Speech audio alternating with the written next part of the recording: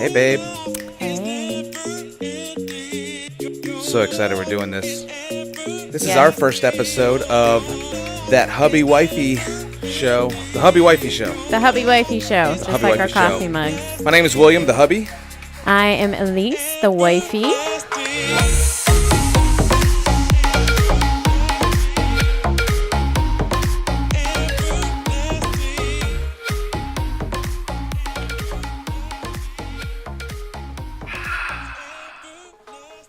I love day-old water. Oh, that's disgusting.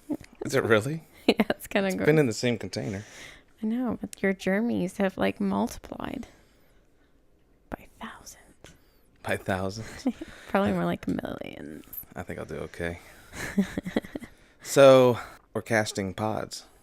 We are casting pods. Well, really, there's just one pod that has been cast, and this one was, hey, let's go do this. I know, right? So, we're starting a new venture called The Wise Fools. This is another half. Hopefully you've seen Matt and I's podcast, That Guy Show. Where's my camera? Is it that one? Yeah, yours is up there. Mine is here. Just making sure I know where to look. Ours is here. So yeah, like I said, my name is William. My wife, beautiful wife, Elise. And we're gonna be doing a podcast just on our marriage. I think that one of the things that we always talk about is that there's not a lot of people who are willing to be real about marriage and what it's like, the struggles, the ups, the downs, the good things, the bad things. And we have always been people that are very honest, almost very only overly honest sometimes. Yeah. But I think I would rather be that than fake. So I'm okay with that, letting it hang out a little bit. So what are we talking about today? Should we talk about that we just fought? And it's now, what time in the morning? 1:30 in the morning. And we decided to podcast as a bonding thing after fighting. Is that like what we do now? Right after we fight. It's a makeup cast. It's a makeup cast. Those are the best podcasts. Oh, so sad. So what are we going to talk about? Are we going to talk about the fight? Are we going to be real? Are we going to get into it? We can talk about the fight. You were wrong. Oh, yeah. No, you were wrong. Just kidding. Well, that's actually half the struggles, I think, of our marriage is that we're both stubborn and yeah, except I'm a lot more stubborn than you are, if I'm being honest. You can be honest. I'm a lot more stubborn. Well, yeah. You called me a bulldog tonight. That was a new terminology for me. You are. I called you a bulldog and a German shepherd. And a Doberman. No, it was Rottweiler. Oh, Rottweiler. Yeah. Yeah. You're fierce. I'm fierce. You come to play. It's hard going up against you sometimes. Not because I'm afraid of losing. You're a brick wall. You are. I put my feet in sometimes. You do. You do a lot. I think I get that from my family. And sometimes I feel like, okay, well, I'm going to share. I'm going to open up. I'm going to open my heart. And I'm going to run full force. And I hit this wall, And not that it's not a metaphor for it hurting as much as it's like I go nowhere. I get nowhere, I think sometimes choosing when to fight, and that's something that we learned from going to this awesome thing called Retrovai, knowing when to fight. Yeah. And I think that's our problem is that, often we, I'm emotional when you hit that brick wall. And so I'm already, in a sense, done. And if we chose to fight another day when maybe we've calmed down. But you know what? At the same time, I think we did come to some resolutions. We realized that maybe we're overworking. Specifically, William is overdoing. I'm a youth minister. And he... We didn't even talk about ourselves yet to introduce ourselves. We just got into it. And we just went right for it. It's kind of like how we are, though. So, yeah, I guess I'll tell a little bit about myself. My camera, right? So I have done everything under the sun. I feel like I've been a babysitter, a nanny. I have been a professional dog walker, a manager of a dog walking company, a communications director at a school. I have owned my own business with a business partner, the wonderful Molly Blair. Richardson, if you want a good photographer in Seattle, hook her up. She's, or not hook her up, look her up, actually, is what I should say. I spent many years with Molly as Blair Bennett's photography, and then I did Elise Bennett photography. And because of this new venture, which honestly, youth ministry has always been my passion and my dream, I am now full-time youth minister and starting to close that business, which is really sad. And full-time wife to William Bennett. We are 7.5 years in. Yeah. So I love animals. I'm an animal fanatic. Like art. I like crazy hair, as you can see. It's kind of my thing. Yeah, I think the animal fanatic part We is should really talk what about she that. is. So she, the doors to the studio will be open, and you might see a dog going back and forth. Because I didn't want them Checking to in feel on us. lonely out there. Yeah, but You know who dat will fine. start like scratching at the door. So should why don't you introduce yourself? okay, I'll do me next. I'm Yeah, the and then we hubby. can kind of talk about the animals. Yeah. So my name is William. I am assistant to the youth director at our church. You love to say that. Yeah. I also work for an engineering firm and super busy. Hobbies wise, I am an avid disc golfer. Yes. I golf some discs Disc golf man. on the reg, except for the past couple months I actually haven't played at all. Because But of him helping me Yeah. with my job. I love making instrumentals and music of the electronic sorts, some hip hop beats and some fun jams, as well as Super good at it too. play guitar, play multiple instruments, and we love doing videos and vlogs and stuff for the church and for the youth group and whatnot. But that's about it. I fell in love with you because of your beats. And also your scraggly hair and your mysterious personality. Okay, wait, we'll talk about the animals in a second. Okay. Oh, what are we going to talk about now? Well, we're gonna go back to our first conversation. About our fight? Yeah. Oh, okay. Let's go back. So this fight came about out of nowhere for me. Like out of nowhere. And evidently I'm not coming to learn. I've known this for a while, but I suck at speaking. And I suck at speaking to people, but especially to my wife. And You need to like define what suck at speaking means because you can actually, you're very well spoken. maybe you should define it so I don't mess it up since I suck at speaking. He often has a monotone voice, which can come across as maybe mean sometimes, harsh. So, but he doesn't mean it. But it's hard to tell sometimes. It is hard to tell. So evidently I said something tonight that triggered something that I said the night before. Yeah. And that's how it came about. Basically, the exact story is that we have this huge 100-foot long HDMI cable, and we're about to go out of town to DC, and Elise is a keynote speaker for where we're going, and she is practicing the talk and getting it ready, so she has a whole slideshow and presentation. So we're hooking it up to the TV. I've got the only long enough cable I had was like, besides my little 5-foot cables, it's a 100-foot long cable. So we're running it out. It's all over the ground, and we're already having issues with with the cable. And she stepped on it, and I was like, I don't know, watch for the cable. But of course, it came across like, are you a freaking idiot? Don't you see the cables on the ground? And that's not what I meant. No, it's not what you meant. But that's what came out.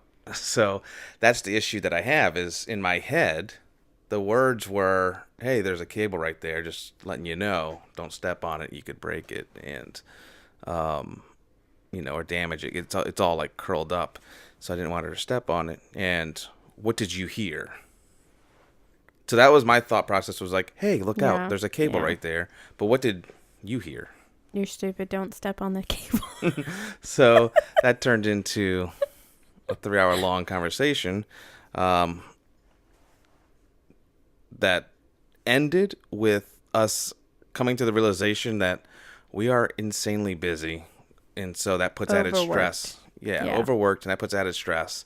And so we've come to...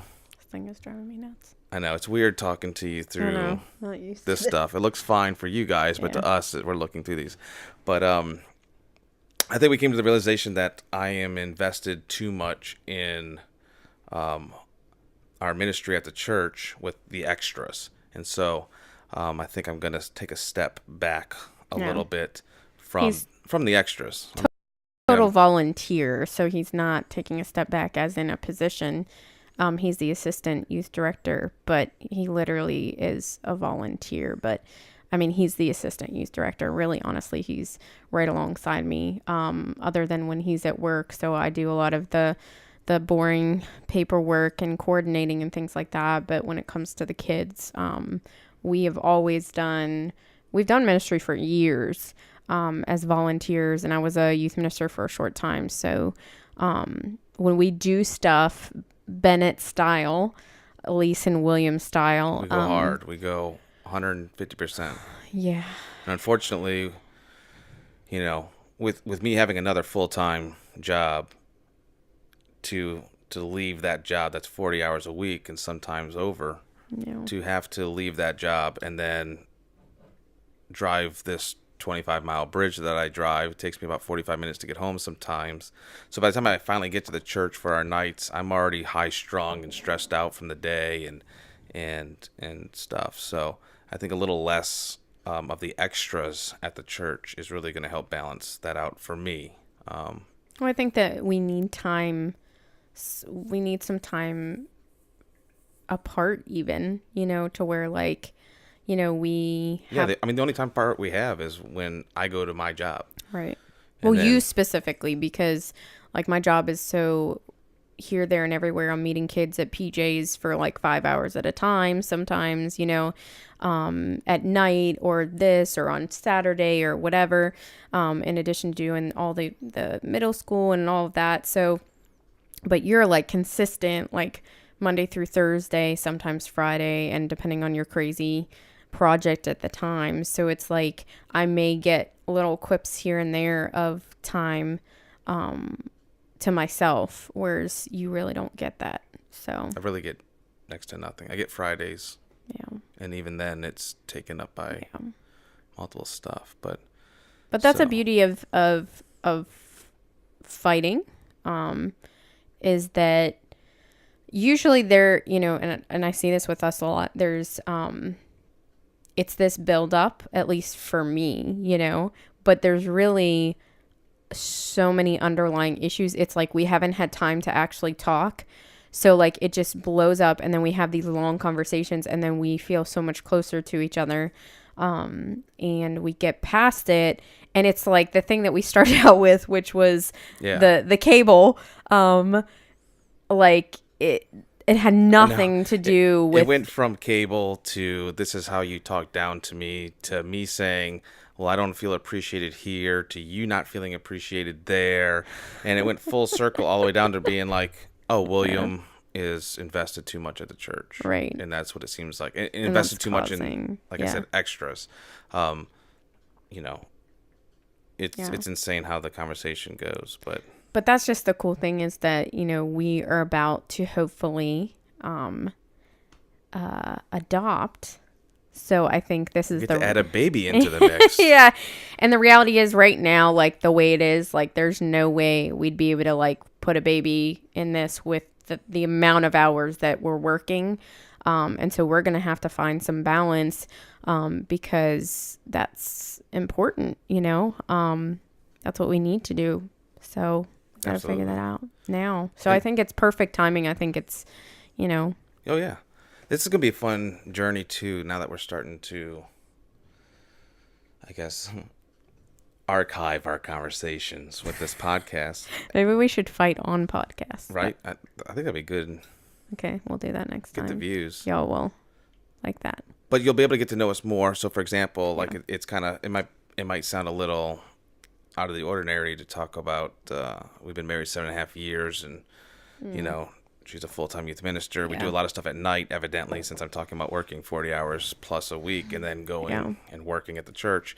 And you're like, oh, well, where are our kids at? You know, well, the reality is we've been struggling with infertility since, you know, we got married. So we have no kids. So we have a lot of time for everybody else's kids and teens and whatnot. So we've adopted them.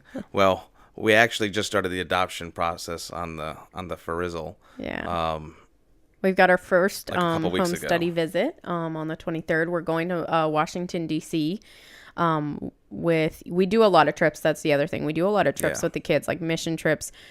Washington, D.C. for March for Life. March for Life.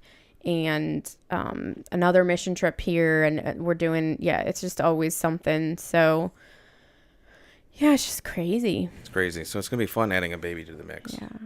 I think it is going to be fun. I think it'll honestly force us to balance, because when, like I said, we go full force into everything, which is great because it creates this amazing, ministry, and, it creates a great, place for these kids. But then we suffer on the other end. So I think you and I have always had to learn balance in general. So yeah. And we've always learned it the hard way. Yeah. But we are the last of our friends to have no kids. So hopefully that ends. The people who got married like around the same time as us, or like either on like 4 or 5. Yeah. So, which is honestly kind of depressing, which I'm sure we'll talk about infertility here. I know Mary and I will definitely talk about it on our show, being that we both struggle with it. But yeah, it's difficult because you feel like, just getting into infertility a little bit, like you feel like, at least I'll express my feelings, is like I feel like we're almost like in this weird time vortex, even though time is passing and we're getting older. Like we're stuck in the same place in our relationship, whereas naturally, like when you have a baby, things change. You have to be less selfish. Like you naturally, like you see the plan and design of why there's a man and a wife and the baby, because it makes you come out of yourself, and it, makes you have to work together and think about somebody outside of the two of you. Oh yeah. So it's also, like you said, stuck in a time vortex. We're also, we haven't changed much since our college years either, because our lives haven't had to change, haven't had to progress. You know what I mean? We got married at 25, and I was 24. Thank you. You're welcome. Well, when we got married, we bought a house, we got married, and both turned 25 within the same year. And it was the first time, like the most adult thing you could do, like insurance went down. And at 25, we bought a house, we got married, and we were still able to, we had friends who were married already who had kids or kids coming on the way. And it was funny because in the first 3 years, we would go to parties, friends' houses for get-togethers or whatever. And when it was time to leave, you could see other parents of our friends kind of like, we got to leave. Oh, we got to pack the kids up, pack up their things, put them in the car. And I remember us just like walking past being like, see you later, like we were always still free to do whatever, and it's not a freedom that we chose. Well, and I think it's been different, like different roads for each of us. Cause I think you were more of like, peace out. And like, but they're like, as a woman, like, I'm like, give it to me. Like I want. Oh, at the time. Cause I was always hopeful that. Right. You've always had a lot more hope than I did. We're going to get pregnant. Don't sweat it. Yeah. We're going to get there. Yeah. And it's been it's been multiple surgeries and lots of shots, lots of treatments, lots of blood work. Exhausting. It really has been exhausting. So. I mean, you've taken the brunt of the journey.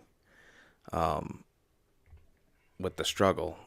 I mean, yes and no. I think that the reality is you've taken the brunt of my emotional journey.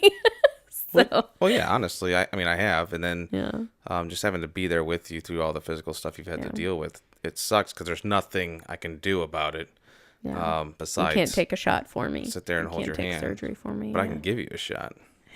Yeah. You like the progesterone shots a little too much. You got to rub it in. All right, so let's talk about animals. Okay, let's talk about it. Okay. What do you want to talk about? First, I want to know, how many animals do we have? I'm gonna interview you, the animal woman. Sorry, I'm getting peppermint oil over everything. We currently have 5 animals. We do. We do. And we have 2 dogs. Peppermint oil. We have 2 dogs. We have 2 ferrets, and we have a bird. Yes. And Who dat is one of our dogs. She's an Aussie Lab. Gumbo is we know Coonhound. We think Coonhound Rhodesian Ridgeback. She was a rescue. Houdat was oops, my dog got out in the neighborhood. And puppy. Yeah. And then we have 2 ferrets, Po Boy, Sachimo, and the bird Giacomo. If you don't see a theme here, and that was all my husband. So That's because we live in Louisiana. the greater New Orleans area. How many ferrets have you owned? At one time. At one time, there was a time when I owned 8 ferrets. It's insane. I love animals. So, I can't say no. Okay, so here's the problem, though. Okay, let's explain this. That people buy, I go on tangents can about I just stop this. you for a second? No. Okay. It actually doesn't matter if you explain it or not. You're still crazy. I'm the crazy. So you're like, let me explain this, and they're gonna be I'm like, still gonna explain it. Okay, and then I'm gonna sound even crazier because I'm gonna go on my rant about ferrets. So I actually didn't even really know about ferrets except for my cousin, who also is a crazy animal person like me. Pam, that's a shout out to you. So bought my first ferret, and then. Okay, people think that ferrets are like hamsters and you keep them in a cage, and that's not true. And so a lot of them get abused and mistreated, and their legs atrophy, and it's just really sad because they're like a dog and a cat combined, okay? And you need to be treating them like that, and they need to be out running about and all of that.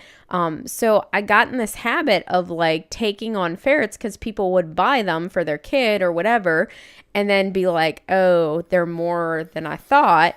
And then I can't, at that point, I couldn't say no. So then we ended up with 8 ferrets, which ended up with a very sad tale of me having to do the right thing for them and the ones, my original ones, and adopt them out, which was the hardest thing I've ever had to do. yeah, that was pretty rough. Yeah. That was a So mess. we've had 8 ferrets At one time, but we've had more than that. 2 dogs, 2 birds. You've had another bird, and then you've had 2 dogs at home growing up. Totally. My whole family, my dad's side of the family is all they're all animal people. Yeah. So if they see any of this, if any of them see it, they're like, yeah, that's my girl. That's my blood. So it's not weird. We would bring our animals places. No.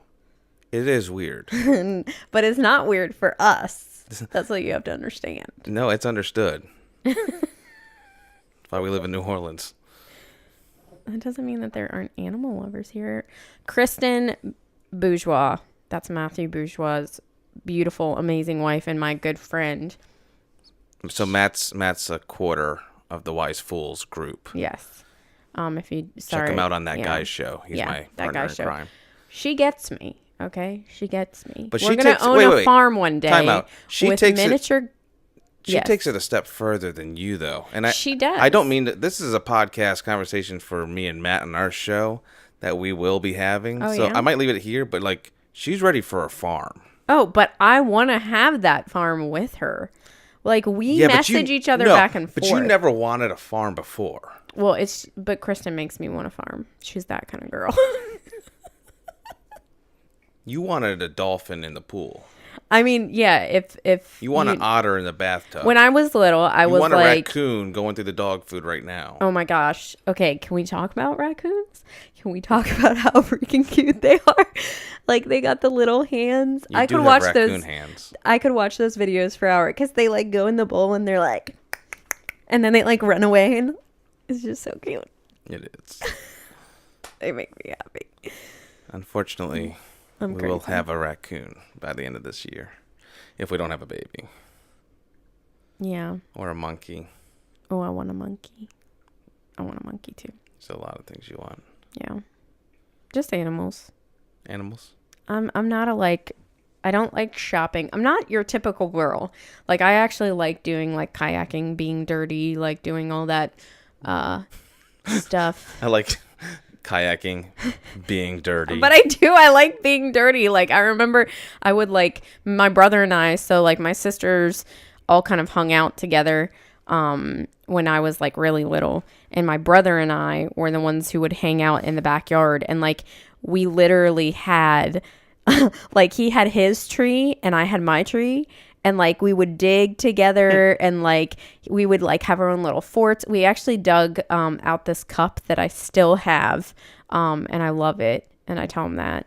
But yeah, he was my buddy. Like me and him did stuff together all the time, and like good brother. Like he would make paths in the snow for me, so that, you know, because like when the snow is really high, you have to actually like make a path.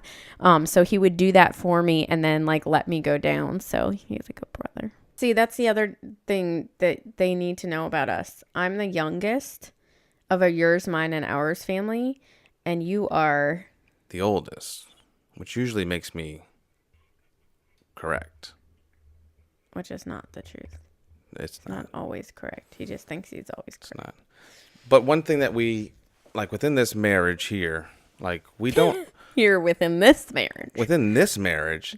Like this is not a Ray Romano marriage or everybody loves Raymond sitcom here. What does that mean? It means like I'm not the blubbering idiot husband that screws everything up. Oh, gosh, no. And I speak my mind, and I am not afraid to come to you and tell you something and whatnot. Not that I'm a chauvinist pig or anything like that. Like, no, not at all. You've never been that way. You are. Just because, like, you're the queen. Just because you, like, you were born with, like, this monotone voice does not mean I am definitely treated with respect and love. And honestly, he's the first to say I'm sorry. And I've learned a lot about love from him. Unconditional love, probably the most unconditional love I've ever had in my life, which has been healing for me and wonderful. So yeah, I think that's the problem, is people's perceptions, which honestly, I think we've gotten to that point where we don't care what people's perceptions are. But just to know a little bit about us, that, you know, yeah, he treats me like a princess for sure. So, I mean, like, I'm a firm believer in happy wife, happy life. But it definitely goes both ways. So I'm not one to be like, you know, I'm trying to give a good example. Yawns. Well, I mean, it is. We decided to do this at like 1 o'clock in the morning, and it's now 2:04. So getting a little tired. It's good recovery, because I know you're just bored with my story. No. Okay, so you'll hear all the time of like, I'll hear all the time at work. You know, someone will be talking and they'll say, oh, my wife wants to do this. And there's always that guy that's like, nope, she's right. She's always right. I can't stand that. And I'm like, no, she's not always right. Trust me. You know, not this is a wife bashing time at work, but it's definitely like, no, you need to stand up and be like, no, like it needs to be this way.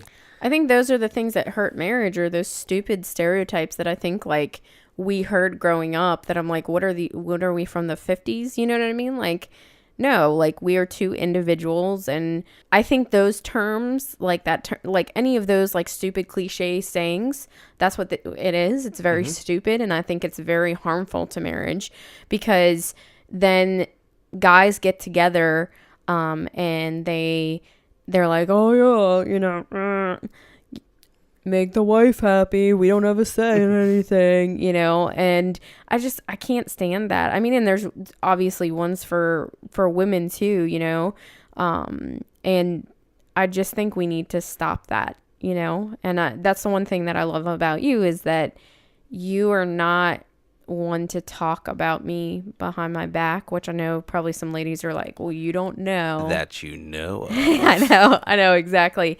But he's like one of those people that's like loyal to a fault. And like, believe me, I have my own, like, my best friend is Mary. And like, when I'm struggling with our marriage, like, I go to Mary because Mary's actually like the female version of him. So she actually gives me really good advice. Whereas like, he doesn't go to anybody. And yeah, it's comforting, but I also almost feel like you need to talk to somebody at some time. Well, I have this now. They can't talk back. And I have Matt, so on our podcast okay. we'll be talking about stuff. You'll be talking about marriage. Okay. As long as you've got I talked about you in our latest podcast. What did you talk about? I talked about how I gave up football for you a couple years ago. Yeah. That was very sweet. But of course it came across like, oh, he gave up football for her. And it's like, but she never really asked me to. It was just, and I mentioned how, like, when you're married and you're a guy and you start to hear things over and over again, of course it doesn't work because we just had this whole fight beforehand and evidently I'm still not getting it. But I would hear on Sundays how, like, hey, you want to go do something? I'm like, well, the game's on, and you're like, well, you weren't that big into football when I met you. And I was like, well, I wasn't not into football when I met you. We just met and you're hot and I like you. So like, I'll do anything with you, but like, not that you're not hot now because you totally are, but it's, but I heard you, like I hear you, I see you. And I know. And I appreciate it. I decided, this was like 2 or 3 years ago. I think 2 years ago. And I decided I didn't watch a single Saints game. And well, I mean, to the point where like, I've been like, aren't you going to watch a game? Like, cause you didn't even tell me like, hey, I'm giving up the game. Like you just stopped watching it. And then I found it kind of weird, which is hilarious. I mean, and I'm very grateful for it, but yeah, I'm definitely like, funny enough, my dad is not the sports person. My mom is the sports person, and then my sisters are crazy Steelers fans. Like my whole family is on her side are like big Steelers fans, but my dad is not. Like my dad is more like the artsy theater. Like I grew up watching old movies, listening to like radio shows, which is really cool. But yeah, that was not, and I don't hate it. It's just not something like, I like the playoffs. I think that's a fun. We're in now, and that's why I had the game on tonight. Right. Like the Steelers, there's something like bonding about that. Like even like the Steelers, it's like this family thing. Like I have good memories of like my Uncle Greg, like pacing back and forth and being like screaming at the, thing. And then, right. Everybody, there was a touchdown and everybody's like jumping up. And like, I love that. Like, I love that. But like to watch it every single Sunday and like you have all of your, yeah, I mean, like, and I know there's probably going to be a lot of people who are like, oh my gosh, but that's just not me. Like, and I'm right. okay with that. Like when I was younger, I used to pretend like I was into sports because people would like bully you about that. Almost. And, I was actually a pretty secure person growing up, with a name like Hogben, never was bullied. And I actually embraced that name, Hog name Ben. Yeah. I miss doing that. So I was never somebody who was like that insecure, but when it came to like sports, I was like incredibly insecure. So I finally was able to like admit, like I came out like, I don't like sports that much. Right. Like I like to go, like we've done this before, like go to Saints games or things like that. Like I enjoy actually going to the games, or like stuff like that, but not watching it at home, being stuck to my couch. I'm a doer. So that just drives me nuts. Yeah. So yeah. It's been a good run though, without the games. Yeah. It hasn't been too bad. I haven't missed as much as I thought I was going to miss it. I mean, I still keep up and keep track of everything, but actually watching. And it's nice when I do get to watch it now. It's not, it's a little bit more special, even if they're playing like a garbage team or whatever, you know. Usually the big games I'll watch it, but Yeah. Yeah, you had to miss. You almost went to a game with Mary's husband, our good friend Chris, recently. I had to work. Yeah, but then you had to cancel because of work. I know. No fun. So It's okay. But they play tomorrow night, so tomorrow afternoon. Okay, so you know what we can talk about next? Driving me nuts. I'm sorry. So what we can talk about next is budgeting. Oh, budgeting? Finances. It's like my new thing. Finances. So we just started a new thing where Will's going to stop spending money. Because... Sorry. Yeah, I know. That's kind of evil. William really likes to buy toys and buy things. Yes, he and does. has never been a very good budgeteer. Yes. But I've been in charge of the budget for the past 7.5 years, if not a little bit longer. Because I forced you to, because you were such a spender that I wanted you to see what it was like. Yeah, for 7.5 years. Okay, because I used to be in charge of it, and then I forced you to take it over. Okay, for 6.5 years. I know. The reality is I should have taken it back over sooner because you're just so much better with money than I am. Well, yeah, because I didn't grow up the same way you did. Like, we didn't have money growing up. So, like, we worked for stuff and, you know, we didn't, like, you guys had, like, you always like to say you had, like, $300 Christmases and we had, like, $60 Christmases. Yeah. Like, I mean, in comparison, I never grew up with money. Right. Like, but your parents spent money on y'all. Yeah, I mean, Not that my parents didn't want to. We had more kids in the house. Yeah. We all played sports. We all did extracurriculars. I think one of my sisters danced. It was just we just grew up different, yeah. You know? So, I mean, like, but I also, like, my grandfather, my pap, like, would wear shirts until they, like, fell off of him. So, like, and I think I have that in me, you know, because you've had to tell me to, like, get underwear, literally. Yeah. I think the only husband that's like, please go buy some new underwear.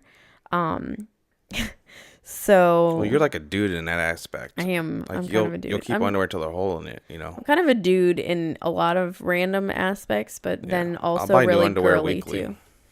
Yeah, you're like a girl in that way. Yeah, I just don't wash we're them. gonna I do just buy like new. these stereotypes. Yeah, like it got to the point where I literally had to tell you to stop buying underwear because you just kept buying new underwear. But they're so good. There's nothing better than putting on like a fresh, clean, like not fresh, clean, but like a fresh new pair of underwear. Yeah, I don't get it. So nice. Yeah, I'm not, like, it doesn't do anything for me. So anyway, off the underwear thing. Yeah, where did we... So we going? decided that for budgeting. this year coming up for Budgeting. 2018 that, you know, Elise is going to take over the budget. She is better at it. But two, with her... You know, she's a professional photographer, and as of this year, she is taking a step back for a little bit, taking a sabbatical from photography. Yeah. So she's closing her business down and whatnot, but she's very good at budgeting and saving and being frugal, whereas and that's one of the not. reasons you had it, because I was also dealing with all of the business finances and everything, and, like, I couldn't handle doing anymore. So... now that I'm not, like, that's, like, slowing down and I'm not going to be doing that anymore. You're also better at saying no. Yeah, that's the reality. And I'm not good at saying no. So, like... like today, like Kmart, like... Oh, we drive past, there's a Kmart, and not that we always shop at Kmart, but it's like... Kmart's closing. They're closing, so I'm like, hey, you want to go there and just see what kind of deals they have? And she's like, no, we're just going to spend money. And I'm like, in my head, I'm like, so... I know. He's like, if there's a sale, I'm there and I'm going to buy stuff. And even if there isn't a sale, like, that's actually something that you had to kind of teach me, though, because I would, like, my mom taught me, which I think is good, to never, like, buy anything from the front of the store. Like, never buy full price. You know what I mean? So when I bought, like, my first shirt or pants that was, like, $30 or $50, like $50 at, like, Ann Taylor for, like, a nice pair of black pants. Like, I felt horrible, you know, and, like, you've kind of had to, like, teach me to actually spend money. Whereas, like, you know, well, the principle behind it is you can buy a $15 pair of shoes, and then in 6 months you got to buy another $15 pair of shoes, right. And you know, another 6 months, another $15 pair of shoes. Well, basically, I'll spend $100 on a pair of shoes, and it'll last me 3 years. Yeah. and I'm just talking about a pair of sneakers. And so to me, when I go and buy, man, I got to buy new shoes, and it does stink because they cost money, but I don't see any problem spending $100 on a pair of shoes if you're going to use them, Like my disc golf shoes alone were like $130 Yeah, just for the shoes, a pair of shoes that's that much is just crazy to me. No. Because I mean, we shopped at Payless. We shop I can tell you the stores that we shopped at. Payless. We shopped at Kmart probably, but like the clothes store, like really Gabriel Brothers was like, and Goodwill were like the big ones that we shopped at. We shopped there too. I was never a designer clothes kid. I never had that growing up.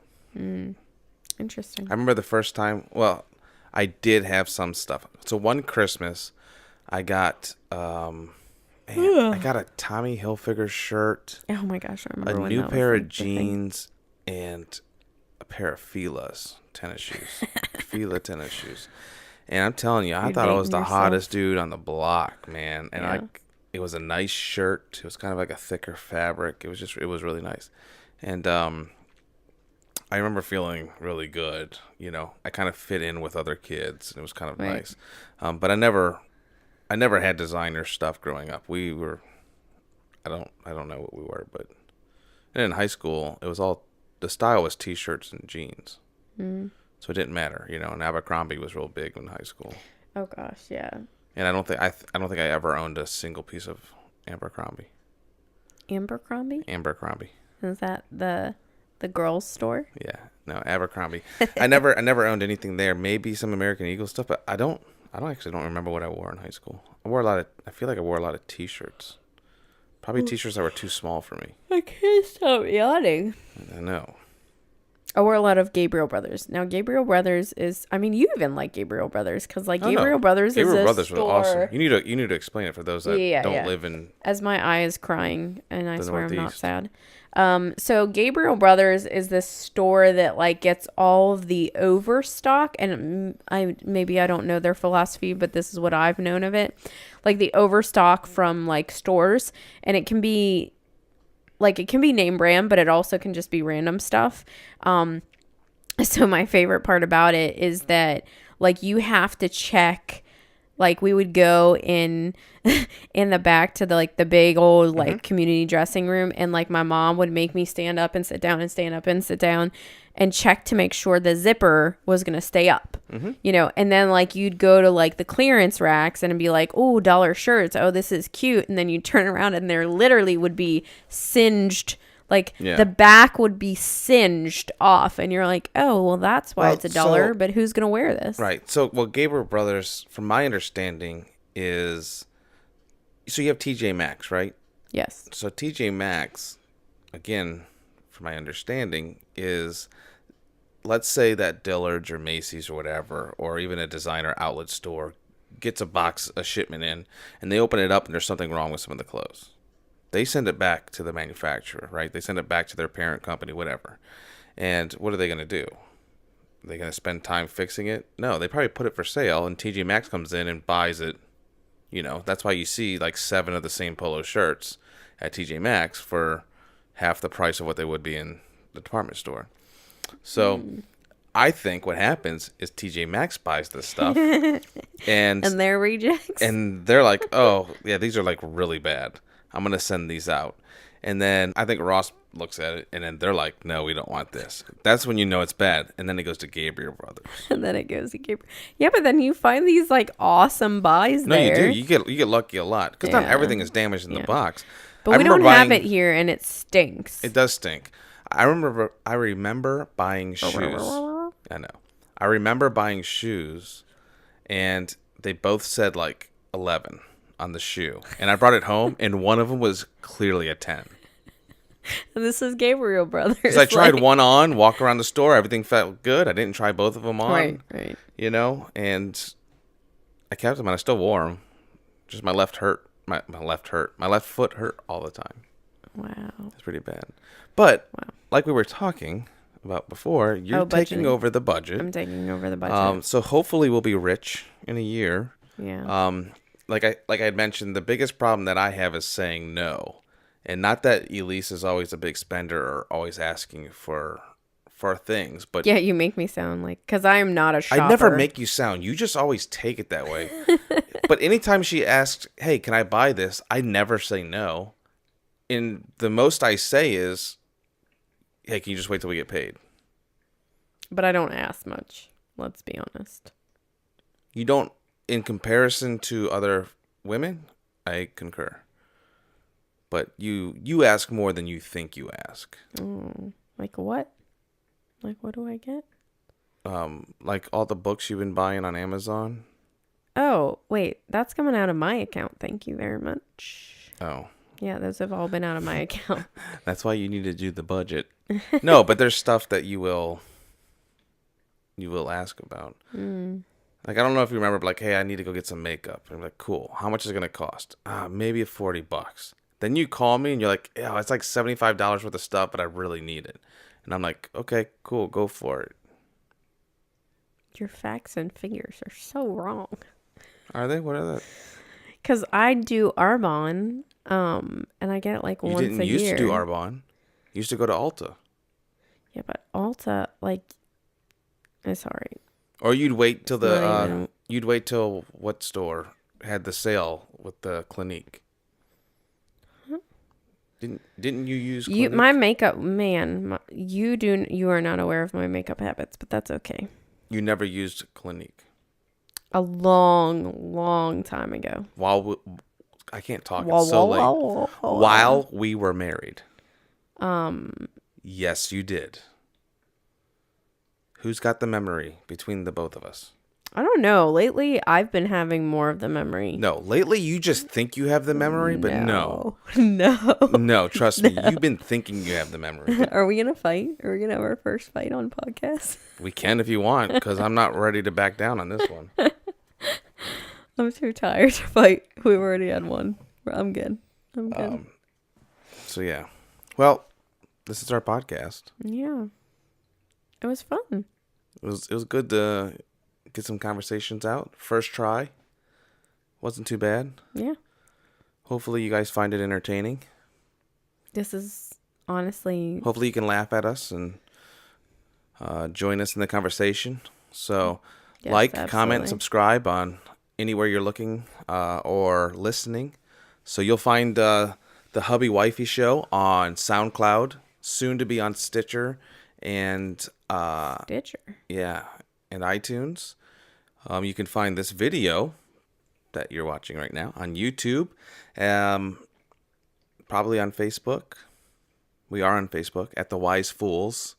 We're on Instagram at the.wise.fools. We're everywhere. Everywhere. We're not on Twitter.